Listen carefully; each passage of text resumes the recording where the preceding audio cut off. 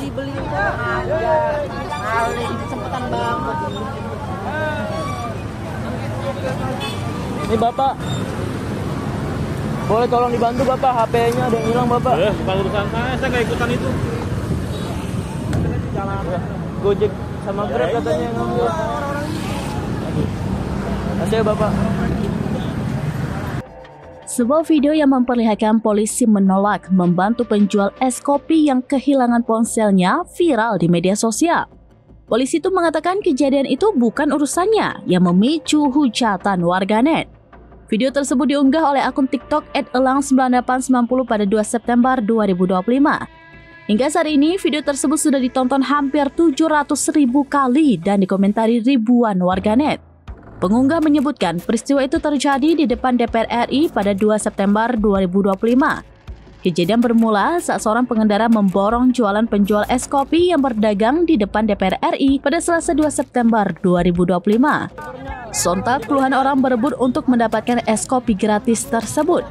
Saat orang-orang berebut kopi gratis dagangan penjual es kopi itu, diduga seorang pencuri mengambil HP atau ponsel penjual kopi itu. Menyadari ponselnya hilang, penjual es kopi lalu menanyakan ke sejumlah orang yang berada di depan gerobak dagangannya.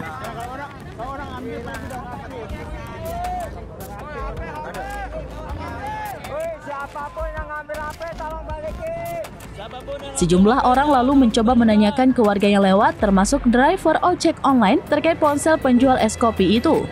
Penjual es kopi itu juga mencoba menghubungi nomor ponsel yang hilang itu. Kemudian pengunggah video mendatangi seorang polisi yang sedang berada tak jauh dari lokasi. Namun, jawaban polisi tersebut tidak seperti yang diharapkan.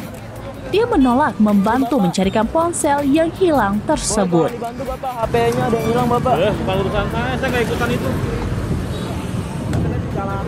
Gojek sama Grab katanya yang ngambil. Makasih ya Bapak.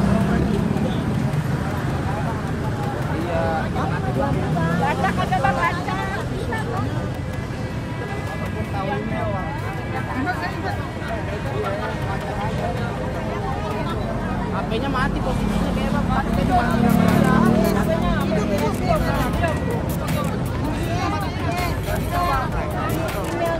Download Tribun X sekarang, menghadirkan lokal menjadi Indonesia.